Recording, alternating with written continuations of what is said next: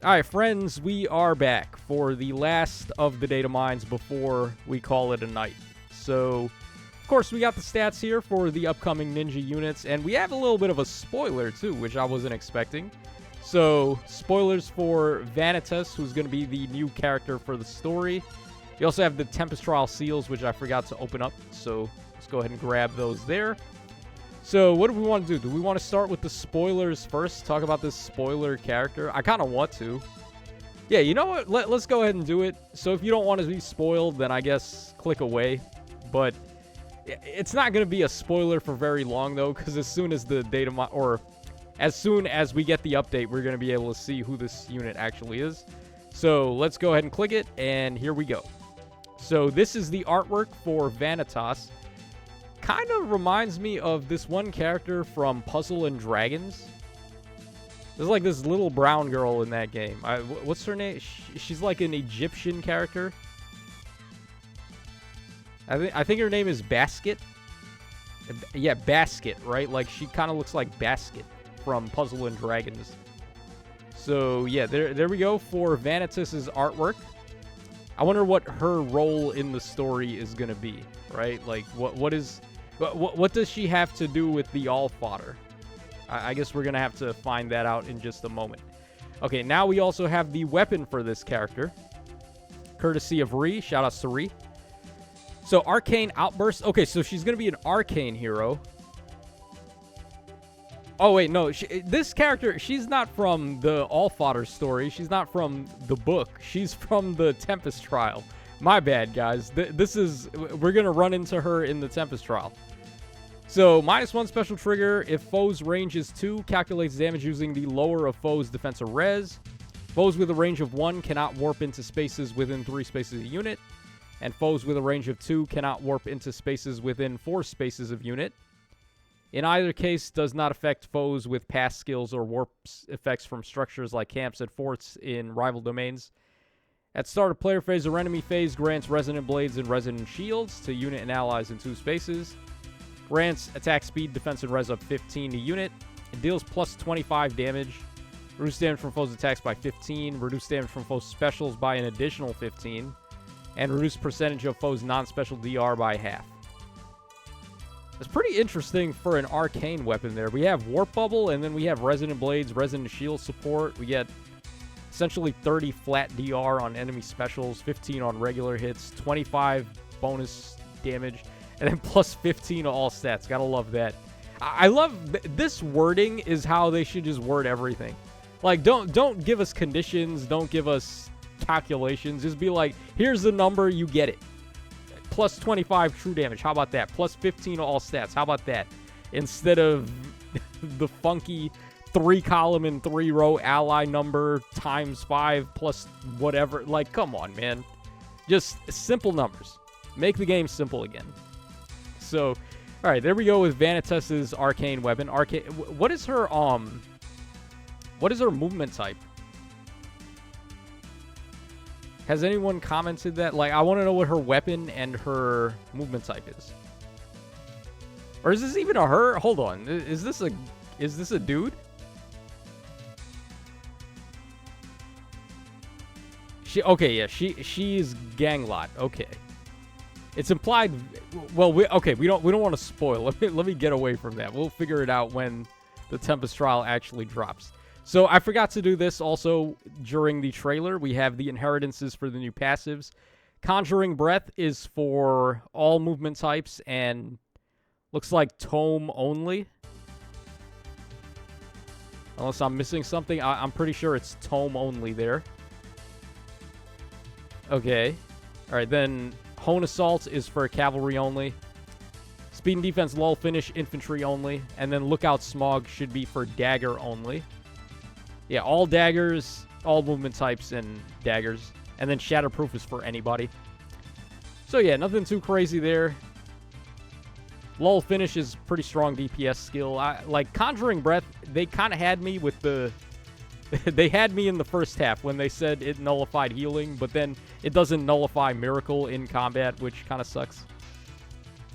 But is this actually better than like some of the recent B skills that we run? I don't know. It gives, what is it, 20% bonus damage based on the higher of the enemy's speed or res, and then you get 7 flat DR. I feel like we could do better. I don't know. Maybe it's just me. Okay, we'll take a look at that stuff in a moment. Let me just open up the new hero's stats. Courtesy, of course, of Gengar and Tsukasa. So let's start things off with the duo, shall we? All right, busty as ever there, Gulvig. So we got here 42 HP, 47 attack, 49 speed with Super Boon, 30 defense, and then 17 res, so very bad res. Not that it matters. 185 BST. They are a duo hero, so their actual BST doesn't matter. They just get a dual skill raise anyway. And as far as like how good this unit goes, I'm kind of unsure. Obviously, they've got a lot of actions, which is very good, but not having pass on the first action, I think, is kind of weird. Like, what is the plan with that? Like, how do they expect you to activate pass if you have to enter combat? And in order to enter combat, you possibly need pass if the enemies are walling you out with ice tiles and like traps and like all sorts of nonsense like that. Could be a little difficult, right? But I mean, they do have access to pass. They give Times Gate start a turn, which is pretty cool. Just lets allies warp within 4 spaces of allies, or warp 2 allies within 4 spaces.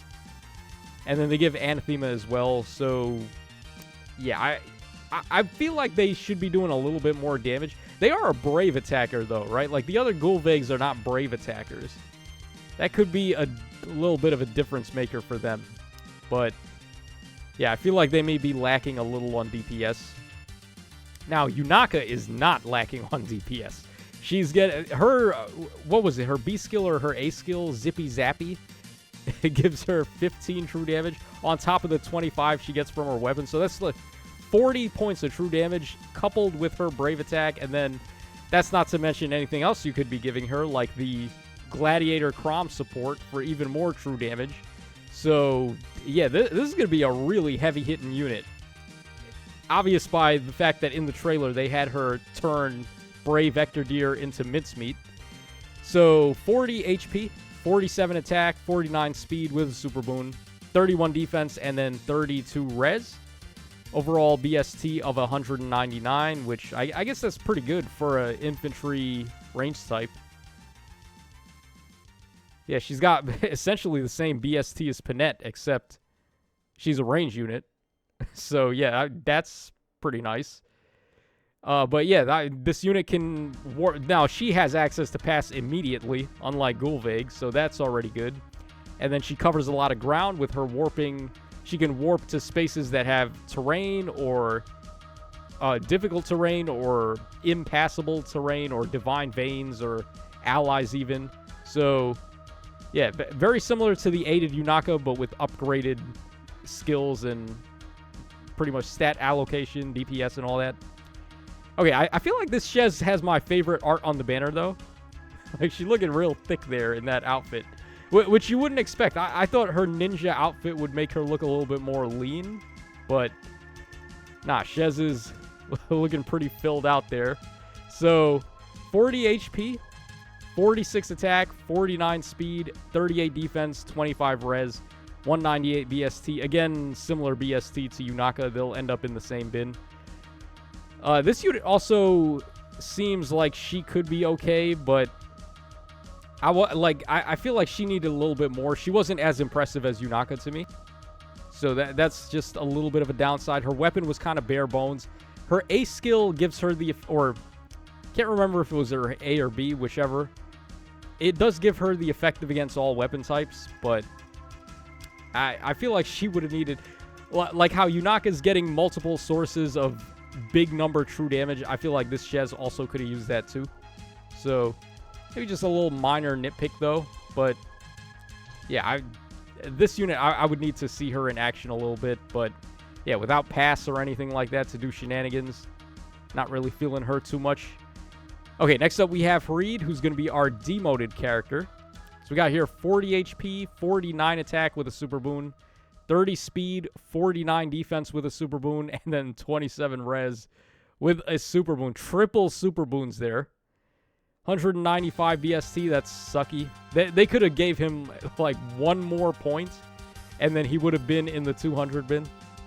A little unfortunate, but I mean, he's interesting for a Demote, right? Like, he's got a lot of debuffing potential. He does frozen. He sets up ice on the enemy, which is a first. So he could be pretty cool. No pun intended. And then he's getting 20% DR based on his defense for true damage and true damage reduction. He's got Kanto built in. Is there anything else I'm forgetting? I don't really think so. He debuffs. He's got damage. He's got tanking. His stat line is a little bit wonky, though. He's got a lot of needless points of speed. He's got 30 points of speed. I wish he would have just taken like 12 points off of that and put it into res. Then he might have been a little bit more well-rounded there, but it is what it is. So yeah, for a Demote, though, you can't really go wrong with him.